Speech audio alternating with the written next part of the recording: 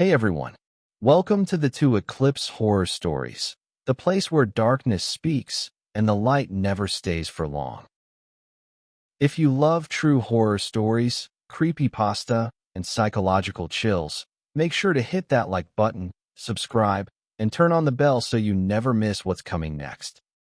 Drop a comment below and tell me, where are you watching from? I love seeing how far the shadows of our stories travel. Thank you for being part of the Eclipse family. Now, turn off the lights, and let's begin tonight's story. I was 16 when it happened. It was late October, a few days before Halloween, the kind of cold that made your breath show even inside the house. My parents had gone out to a friend's anniversary dinner and said they'd be back by midnight. They trusted me enough to stay home alone by then, and usually, I liked the quiet. That night, though, I wasn't really alone. My cousin Liam was staying over for the weekend. He was 15, loud, funny, the kind of kid who turned boredom into chaos. We'd been sitting in the living room eating chips, scrolling through our phones, not really talking. Around 9, the power flickered once and came back. The house was old, built in the 70s, and it did that sometimes when the wind hit the lines. But the flicker changed the mood. The lights seemed dimmer afterward, the kind of dim that made corners look deeper than they were. Liam looked up at me and grinned. "Let's make it interesting," he said. I already knew that tone. "What do you mean?" "Hide and seek," he said, like it was the smartest idea in the world. "In the dark. Just flashlights." I laughed. "We're too old for that." He shook his head. "Exactly why it'll be fun. Come on, just one round. Winner gets the last soda." I rolled my eyes, but he was already on his feet, killing the living room light. The rest of the house dipped into darkness except for the kitchen, where the small bulb over the sink glowed yellow. The air felt colder right away. We set the rules. No going outside. No attic. No turning on extra lights. Basement, bedrooms, closets, fair game. Liam said he'd hide first. I covered my eyes against the wall and started counting out loud. 1, 2, 3. His footsteps thudded on the hardwood for a few seconds, then went silent. I waited until 50, then said, "Ready or not." The house sounded bigger when it was quiet. I checked the kitchen first, nothing but the hum of the refrigerator. I opened the basement door, looked down into the dark, and decided to save that for later. The hallway creaked under my socks as I moved toward the bedrooms. I opened the bathroom door, empty. My parents' room, nothing but shadows and the faint smell of their cologne. I passed my own room, half expecting him to jump out, but it was quiet. That left the guest room at the end of the hall. The door was half closed.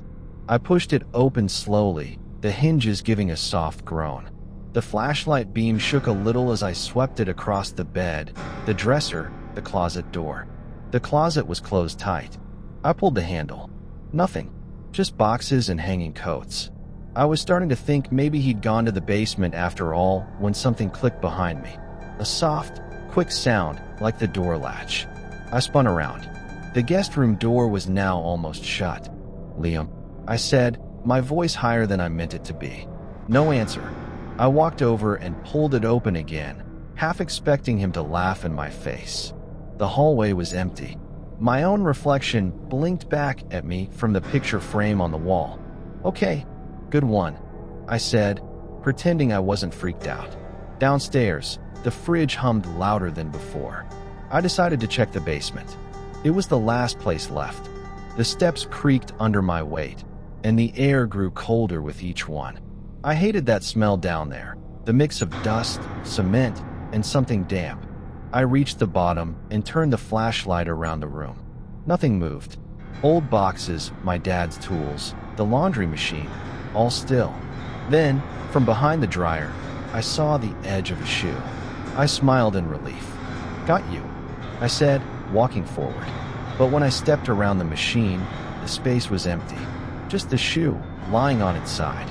It was one of Liam's, the red sneakers he'd worn all day. "Very funny," I called. "You're leaving clues now?" No answer.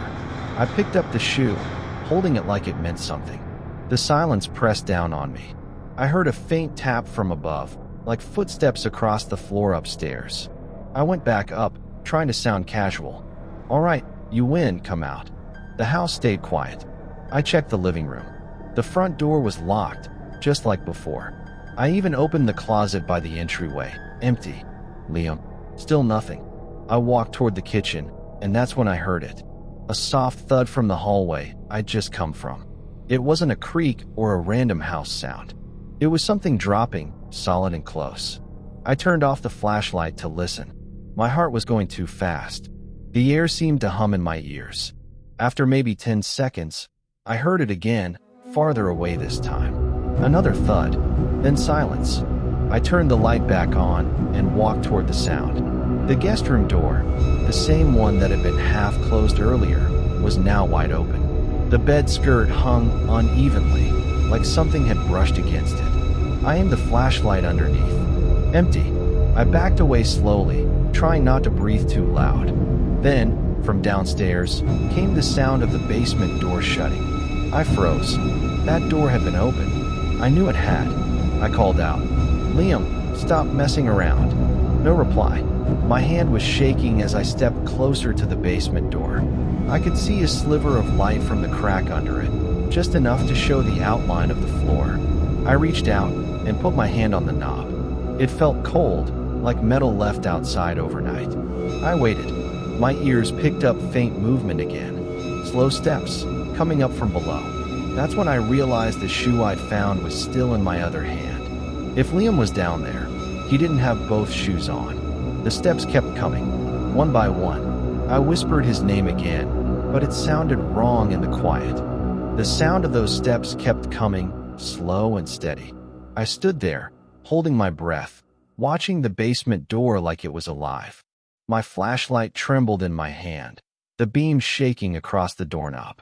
For a second, I thought maybe it really was Liam trying to scare me, but something about the rhythm of those steps didn't feel right.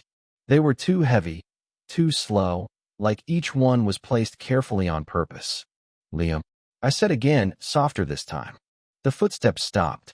Silence filled the hall. The refrigerator hummed, the faint tick of the wall clock. Everything suddenly felt too loud. My fingers tightened around the flashlight. I waited for him to answer, to laugh, to open the door, but nothing happened. I backed away a step. The shoe I'd found slipped from my hand and hit the floor with a dull thump. That sound broke the stillness, and as soon as it did, something on the other side of the door moved again. A quiet shuffle. Then the handle turned, just slightly, enough to click. I didn't think. I ran. Straight to the living room, my heart pounding like it wanted out of my chest. I grabbed my phone from the couch and turned the screen on. No missed calls, no messages. I opened the flashlight app anyway and pointed it toward the hallway. The basement door was still closed.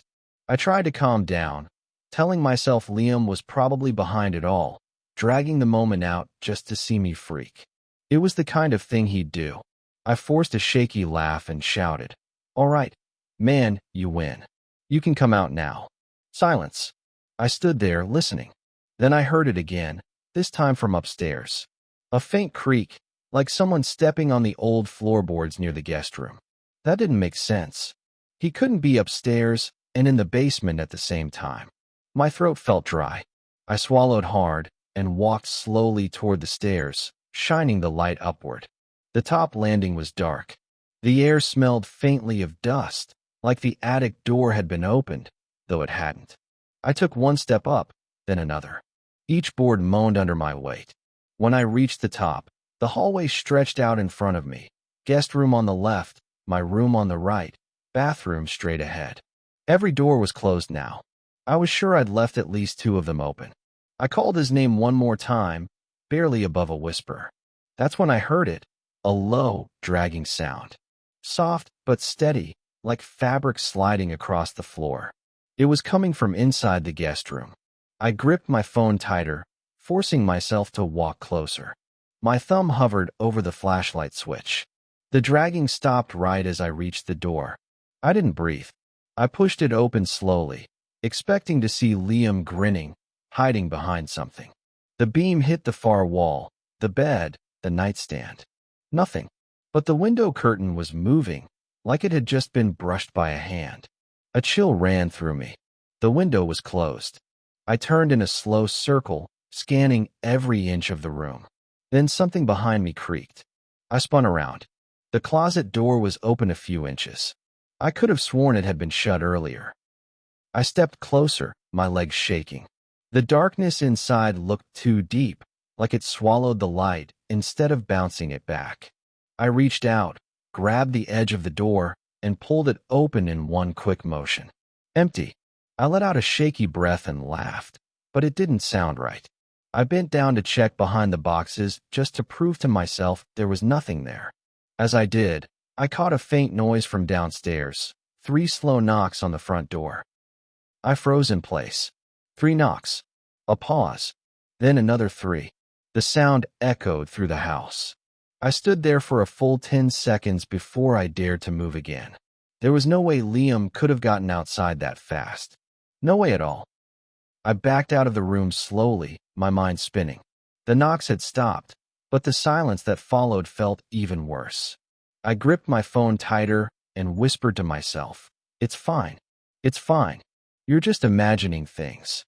But even as I said it, I knew I wasn't. I stood in the hallway listening, hoping the knocks wouldn't come again. They didn't. The whole house went still, like it was holding its breath with me. I waited another few seconds, then started moving toward the stairs. My legs felt stiff, like they didn't want to bend. Each step down sounded too loud in the silence. The front door came into view. The porch light outside glowed dim through the frosted glass, but I couldn't see any shapes. I stopped a few feet away, just watching. Nothing moved. I turned on the porch light switch, but the bulb didn't turn on. It had worked earlier that day. "Liam." I called again, forcing my voice to sound normal. "If that's you, cut it out." Seriously. No answer. I leaned forward just a little, trying to see through the window beside the door. All I saw was my own reflection in the glass. Behind me, the house looked dark and hollow. I started to reach for the deadbolt, thinking maybe I should lock it, then I froze. The doorknob turned slightly. Just a slow twist, like someone was testing it. I stumbled back, almost dropping my phone. The knob turned again, harder this time. Then it stopped. Whoever, or whatever, was there didn't knock again. They just waited. I stood still, trying to hear anything outside. I thought I caught a soft scrape, like a shoe on concrete, and then even that was gone. After a full minute, I moved to the peephole, but it was useless in the dark. I couldn't see a thing. My mind was running in every direction at once. I thought about calling the police, but what would I even say? Someone knocked and didn't answer? They'd think it was a prank. I decided to find Liam first. If this was him, I was done playing. I went back down the hall, past the kitchen. The basement door was still closed. I hesitated, then slowly pulled it open again. The light switch at the top of the stairs flickered, then went dark. The flashlight on my phone showed only part of the steps. "Liam, you down there?" I said. I'm not kidding anymore. Still nothing. I took one step down, then another. Halfway down, I heard something below, a faint shuffle, like someone brushing against boxes. I froze again. My light caught something at the bottom, a shape, maybe. I couldn't tell. It looked like the edge of a jacket or sleeve behind a pile of old storage bins. I squinted and leaned forward, the phone shaking in my grip. "Liam." The shape shifted slightly, enough to make me certain someone was standing there. My voice cracked. "You're scaring me, man. Come out." No response. I took one more step, and the beam of light flickered across the wall. Then the basement door behind me slammed shut so hard the sound echoed through my chest. I spun around and ran up the stairs, nearly tripping. I threw myself against the door, grabbed the handle, and yanked. It wouldn't move. It was locked from the other side. My heart hammered in my ears. I shouted his name again, louder this time, but only my echo came back. I banged on the door, shouting until my throat burned. Then, from behind me, deep in the basement, I heard slow, dragging steps. They were far away at first, down by the laundry machines. Then closer. Step. Pause. Step. The sound of something brushing the floor, maybe a foot, maybe something being pulled. I pressed my back to the door and held my phone like a weapon, but the light flickered and dimmed until it went out completely. Darkness swallowed everything. The dragging stopped.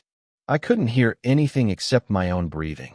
I waited, hoping the lights would come back, but they didn't.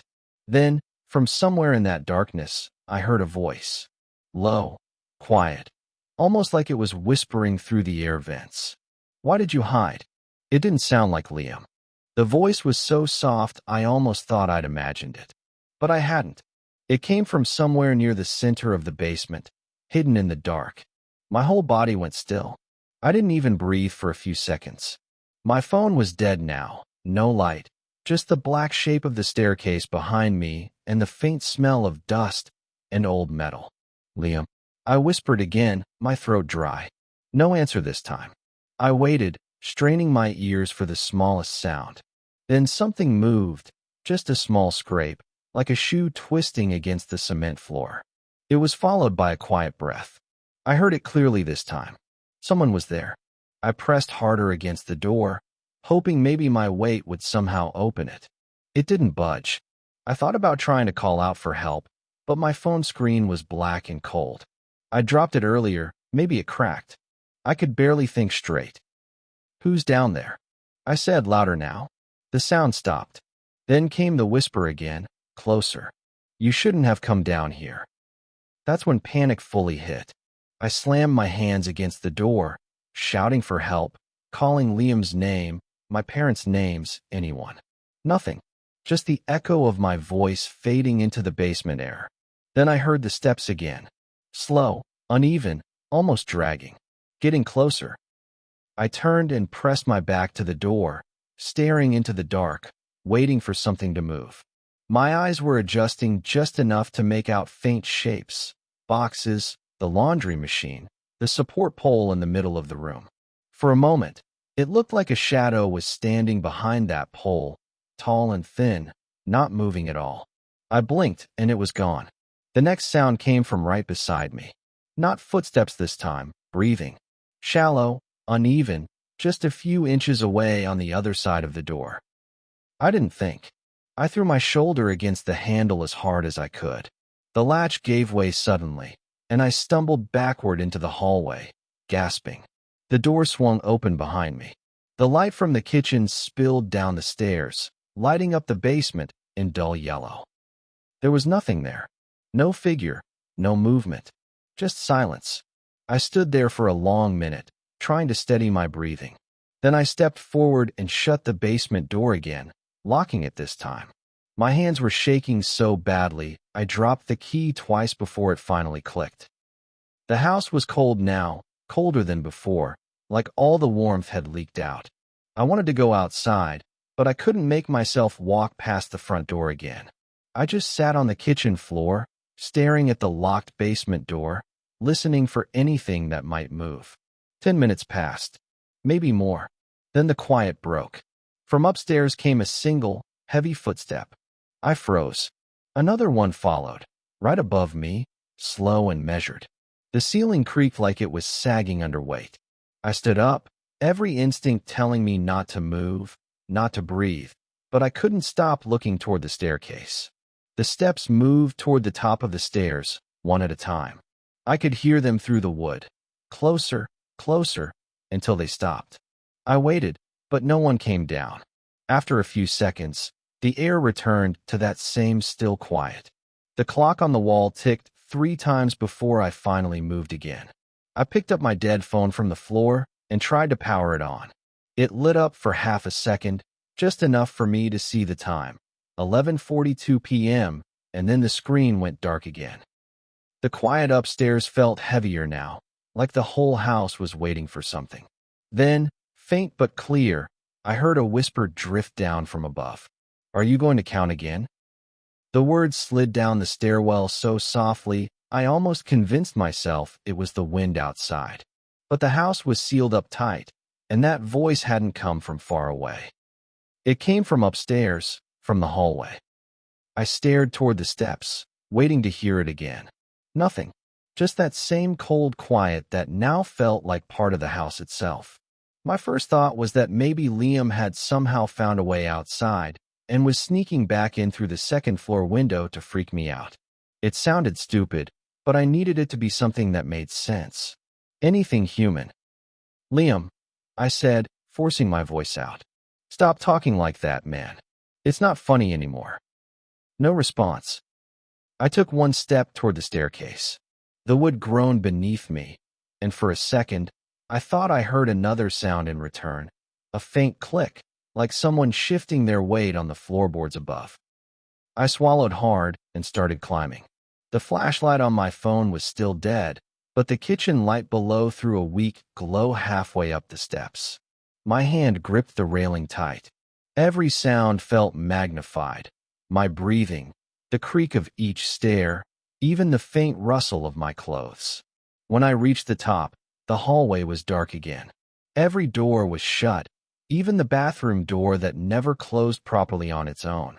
I stood there, waiting for my eyes to adjust. Then I noticed something new, the smell.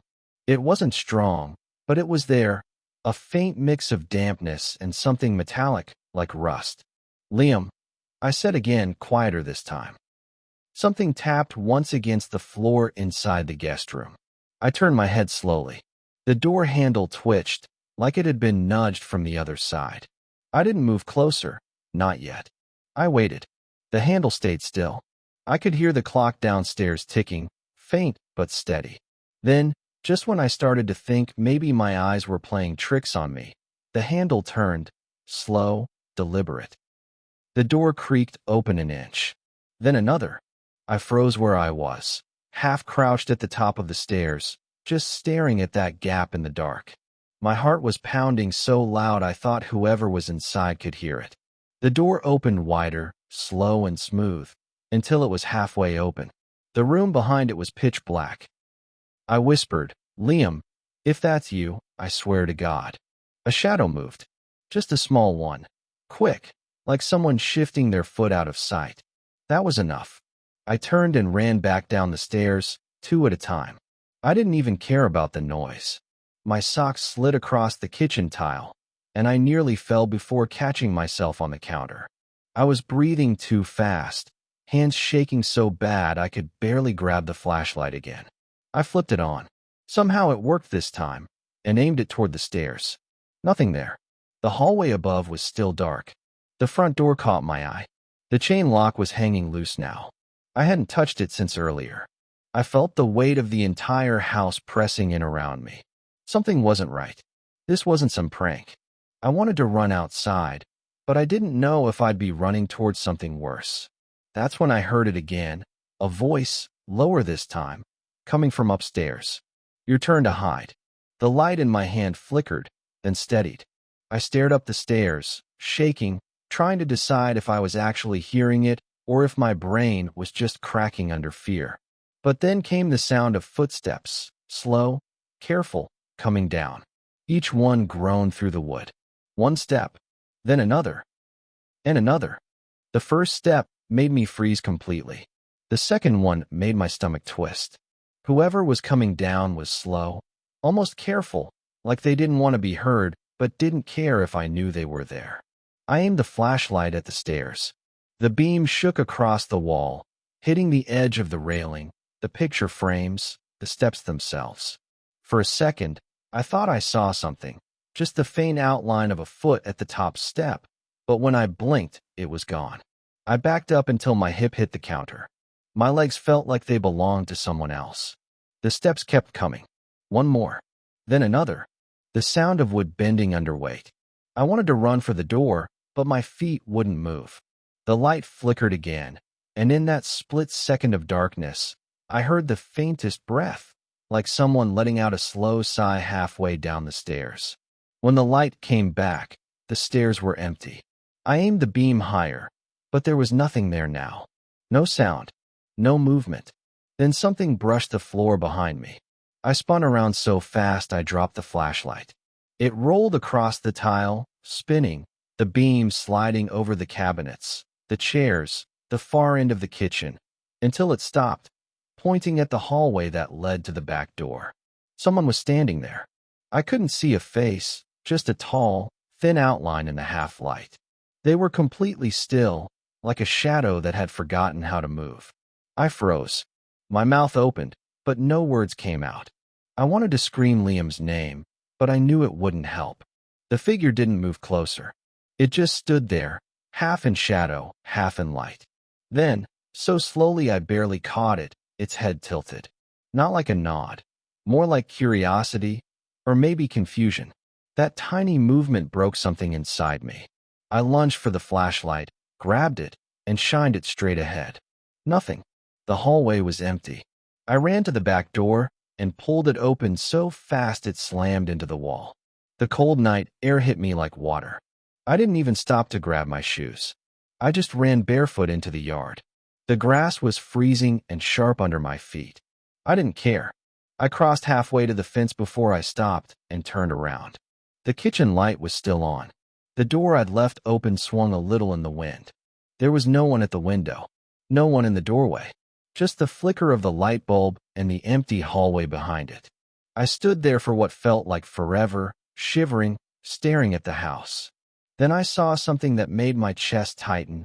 My cousin Liam stepping out of the front door. He looked confused, half asleep, like he had just woken up. "Dude," he called out, squinting against the porch light. "Why are you outside?" I couldn't even answer at first. "Where were you?" I finally yelled back. He rubbed his eyes. "Sleeping. You told me to go to bed. What's going on?" That didn't make sense. "Sleeping where?" "In your room," he said. "You said you were going to clean up and lock up after the movie." I stared at him, completely blank. "We didn't watch any movie." He frowned, stepping closer.